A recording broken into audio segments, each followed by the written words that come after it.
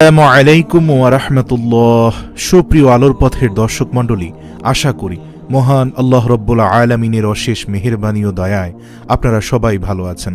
আজকে আলোচনা করব এমন একটি আমল সম্পর্কে, যে আমলটি যদি আপনি আজকে রাত থেকেই শুরু করেন তাহলে ইনশাআল্লাহ মহান আল্লাহ রব্বুল আলামিনের মেহেরবানিতে আজ রাতেই আপনার ভাগ্য পরিবর্তন করে দিতে পারেন তিনি, এবং সমস্ত প্রকার অপূর্ণতা আল্লাহ তাআলা পূর্ণ করে দিবেন। সুপ্রিয় দর্শক, আপনাকে আমলটি করতে হবে পরিপূর্ণ বিশ্বাস ও ইখলাসের সাথে।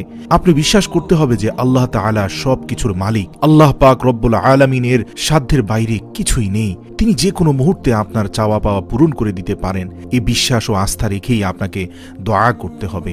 ইনশাআল্লাহ আপনার দোয়া তিনি অবশ্যই কবুল করবেন। তিনি আমাদের ডাক শুনেন। আমরা সবসময় অনেকেই বলে থাকি যে আমার দোয়া কবুল হচ্ছে না, ও বিভিন্ন আমল করি কিন্তু তা কবুল হচ্ছে না। এর উত্তর হলো আপনার দোয়া ও আমলের মধ্যে কোথাও ভুল বা ত্রুটি হচ্ছে, যার কারণে আপনার দোয়া কবুল হচ্ছে না। অথবা ব্যক্তিগত জীবনে আপনি এমন অনেক কবিরা গুনার সাথে জড়িত আছেন যে গুনাহের কারণে কোনো দোয়াই আল্লাহ রব্বুল আলামিনের দরবার পর্যন্ত পৌঁছচ্ছে না। আপনার সঙ্গে আরেকজন আমল করছে, তার দোয়া সঙ্গে সঙ্গে কবুল হয়ে যাচ্ছে। আল্লাহু আকবার। তার প্রত্যেকটা চাওয়া পাওয়া আল্লাহ কবুল করছেন, কিন্তু আপনার দোয়া কবুল হচ্ছে না। তাহলে নিশ্চয়ই আপনার কোথাও ঘাটতি আছে, তাই আপনার দোয়া কবুল হচ্ছে না। আপনি খালিস নিয়তে ইখলাসের সাথে আল্লাহ তাআলার কাছে চাইবেন, ইনশাআল্লাহ দেখবেন অবশ্যই অবশ্যই আপনার ডাকে আল্লাহ সাড়া দিচ্ছেন। সম্মানিত দর্শক, আজ রাতে আপনি যদি এই দোয়াটি করতে পারেন তাহলে আল্লাহ তাআলা আপনার সকল আশা আকাঙ্ক্ষা পূরণ করে দিবেন। মনে রাখবেন, দোয়াগুলো করতে হবে দিল থেকে, অন্তরের মধ্যে সুদৃঢ় বিশ্বাস রাখতে হবে।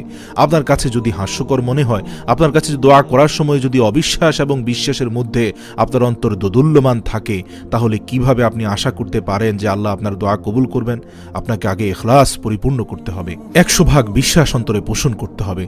ইনশাআল্লাহ আল্লাহ সমস্ত প্রকার অভাব মিটিয়ে দিবেন। রাসূলুল্লাহ সাল্লাল্লাহু আলাইহি ওয়াসাল্লাম ইরশাদ করেন, আল্লাহ তাআলার 99টি গুণবাচক নাম রয়েছে। যে ব্যক্তি আল্লাহ তাআলার এই গুণবাচক নামের জিকির করবে সে জান্নাতে যাবে। তাছাড়াও এই গুণবাচক নামগুলোর আলাদা আলাদা অনেক আমল ও ফজিলত রয়েছে। আল্লাহর একটি গুণবাচক নাম হলো ইয়া আল শাকুরু। আমরা ডাকবো ইয়া শাকুরু বলে। এর অর্থ হলো কৃতজ্ঞতা প্রকাশকারী, অল্প আমলে অধিক প্রতিদান দানকারী, যিনি নেক আমল বর্ধিত করে দেন এবং পাপকে মিটিয়ে দেন। সুবহানাল্লাহ। আপনি যখন রব্বুল আলামিনের ইয়া শাকুরু নাম ধরে ডাকছেন, তখন মূলত আপনি আল্লাহ রব্বুল আলামিনের দরবারে এই ধারণায় পোষণ করছেন যে মহান রব্বুল আলামিন সর্বশ্রেষ্ঠ কৃতজ্ঞতা প্রকাশকারী, যিনি অল্প আমলে অধিক প্রতিদান দান করেন। তিনি নেক আমল বাড়িয়ে দেন, পাপ মিটিয়ে দেন, মনের আশা পূরণ করেন। রব্বুল আলামিনের এই নাম ধরে ডেকে আমরা তার কৃতজ্ঞতার সমুদ্রে কম্পন সৃষ্টি করছি।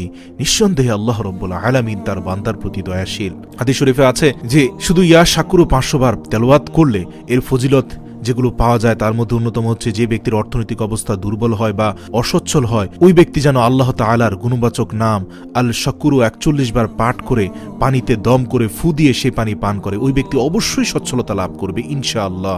তারপরে বলা হয়েছে, যে ব্যক্তি চোখের আলো দৃষ্টিশক্তি কমে যায়, অনেক পাওয়ারি চশমা দিয়েও দেখা যাচ্ছে যে কাছের বা দূরের বস্তু স্পষ্ট দেখতে পাচ্ছে না, যে কোনো প্রকার চোখের সমস্যায় ওই ব্যক্তি যদি আল্লাহর তাআলার গুণবাচক মোবারক নাম ইয়া শাকুরু 41 বার পাঠ করে পানিতে দম করে ফু দিয়ে সে পানি দিয়ে চোখে মেখে দেয় অথবা চোখে ঝাপটি মেরে চোখ ধুয়ে দেয়, তবে অবশ্যই সে চোখের রোগ থেকে মুক্তি পাবে।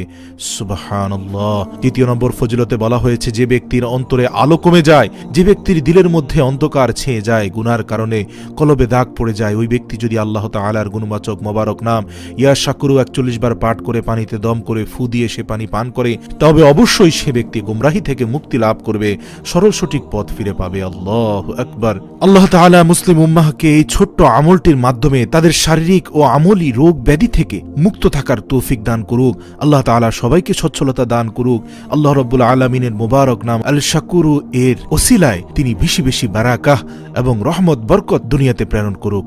আমরা যেন সেই রহমত এবং বরকতের ভাগিদার হতে পারি, বেশি বেশি আমল করতে পারি, রব্বুল আলামিনের 99টি গুণবাচক নাম অন্তরে ধারণ করতে পারি। আল্লাহ আমাদের সেই তৌফিক দান করুক।